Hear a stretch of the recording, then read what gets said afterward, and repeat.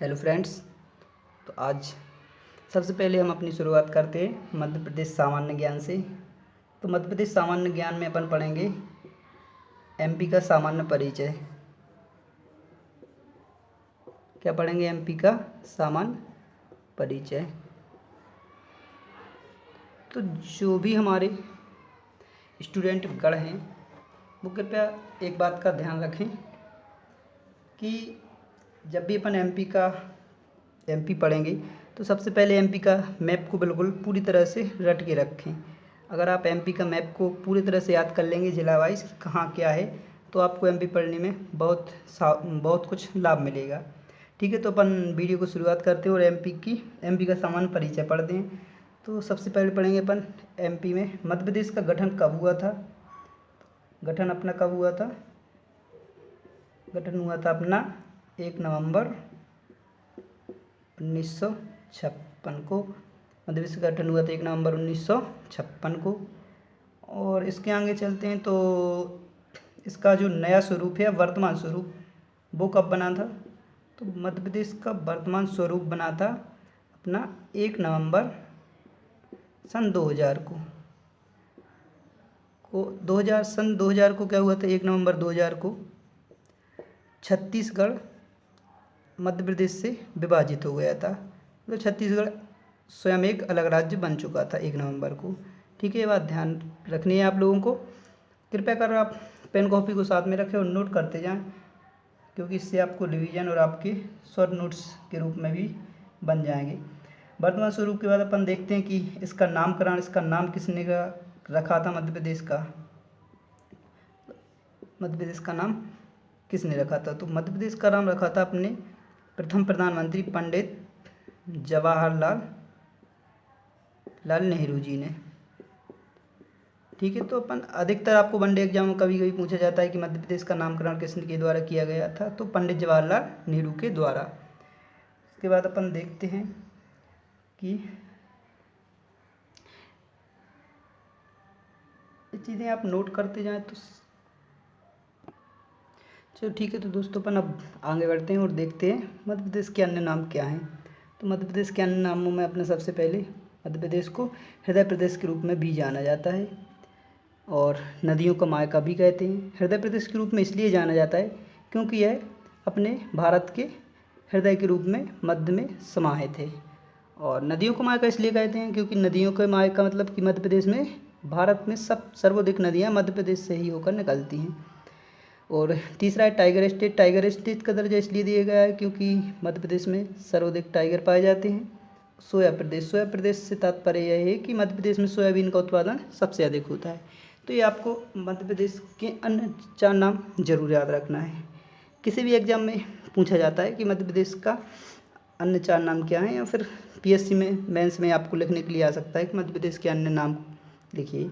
उसके बाद अपन देखते हैं मध्य प्रदेश का राजकीय पुष्प क्या है? सफ़ेद लिली। मध्य प्रदेश का राजकीय पुष्प क्या है? सफ़ेद लिली।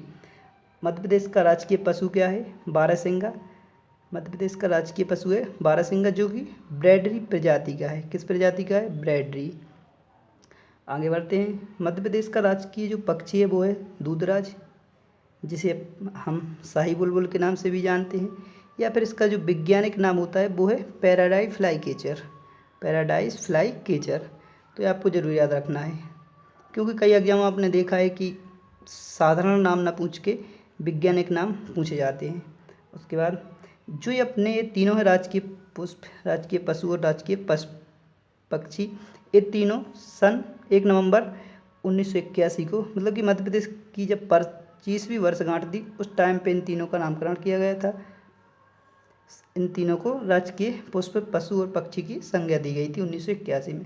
मध्य प्रदेश का राजकीय खेल है मलखंभ, जो 2013 में जिसे राजकीय खेल की दर्जा दिया गया था। और मध्य प्रदेश का राजकीय वृक्ष है बरगद आप सभी लोगों ने देखा जरूर होगा। इस प्रकार का होता है बरगद का पेड़, कुछ ऐसे पत्ते लगे होते हैं बड़े बड़े। और मध्य प्रदेश की राजकीय फसल क्या है? सोयाबीन मध्य प्रदेश की राजकीय फसल है, जो कि मध्य प्रदेश में सर्वाधिक मात्रा में उत्पादन जिसका किया जाता है। ठीक है, कुछ और चीज़ें हैं जो बताते हैं अपन। मध्य प्रदेश का राजकीय नृत्य है राई, जो कि बुंदेलखंड क्षेत्र में सर्वाधिक नृत्य होने वाली है। मध्य प्रदेश का राजकीय जो नाट्य है वो है नाच, जो बुंदेलखंड साइड होता है ज़्यादातर।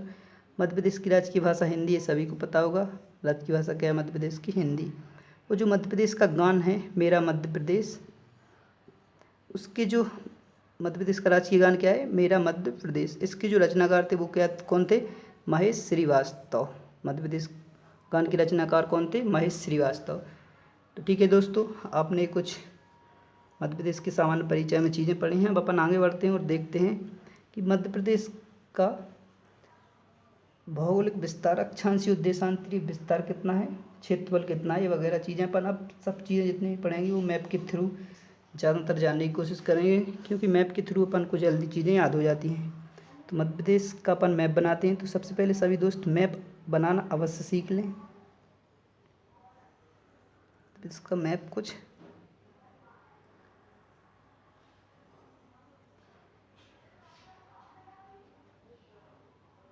इस तरीके से बनता है, ठीक है। अब अपन पढ़ेंगे कि मध्य प्रदेश की जो अक्षांश और देशांतर को, तो मध्य प्रदेश का अक्षांशीय विस्तार कितना है? 21.6 से 21 डिग्री 6 मिनट से 26 डिग्री 30 मिनट तक। मध्य प्रदेश का अक्षांशीय विस्तार कितना है? 21 डिग्री 6 मिनट से 26 डिग्री 30 मिनट तक। मध्य प्रदेश का ए हो गया क्या? उत्तरी अक्षांश। उत्तरी अक्षांश क्यों बोलते हैं? ये सब अगर आप इंडियन जियोग्राफी में पढ़ोगे अक्षांश वगैरह को, तो आपको सब कुछ समझ में आ जाएगा। उत्तरी अक्षांश इसलिए बोलते हैं क्योंकि अपना जो भारत है वो ग्लोब में कहाँ स्थित है? उत्तरी पूर्वी में, उत्तर पूर्व में, इसलिए उत्तरी अक्षांश और पूर्वी देशांतर अपन बोलते हैं। और अपना देशांतरीय विस्तार कितना है? पूर्वी देशांतरीय विस्तार है अपना कितना? 74 डिग्री 59 मिनट से 82 डिग्री 66 मिनट तक अपना क्या है? पूर्वी देशांतर विस्तार, ठीक है। जिसे अपन क्या बोलते हैं? पूर्वी देशांतर। पूर्वी देशांतर क्यों बोलते हैं? तो मैंने आपको अभी बताया है कि अपना भारत है जो कहाँ पे स्थित है? लगभग उत्तरी और पूर्वी गोलार्ध में स्थित है, इसलिए अपन उत्तरी अक्षांश और पूर्वी देशांतर बोलते हैं, ठीक है। तो मध्य प्रदेश की ओर जो पूर्व से पश्चिम तक लंबाई है वो कितनी है टोटल? वो है अपने 870 किलोमीटर पूर्व से पश्चिम तक, और उत्तर से दक्षिण तक है वो कितनी है?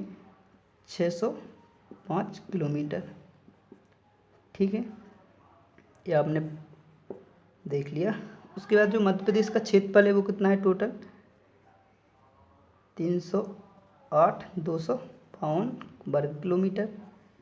ये सब छोटी छोटी चीज़ें हैं जो आपको याद जरूर रखनी है, क्योंकि वनडे एग्जाम में ज़्यादातर ऐसी चीज़ें पूछी जाती हैं, ठीक है। अब अपन आगे बढ़ते हैं और देखते हैं मध्य प्रदेश, ठीक है। तो अपन अब आगे बढ़ते हैं। तो जो हमारे दोस्त स्क्रीनशॉट लेना चाहते हैं वो स्क्रीनशॉट ले लें इसका जल्दी।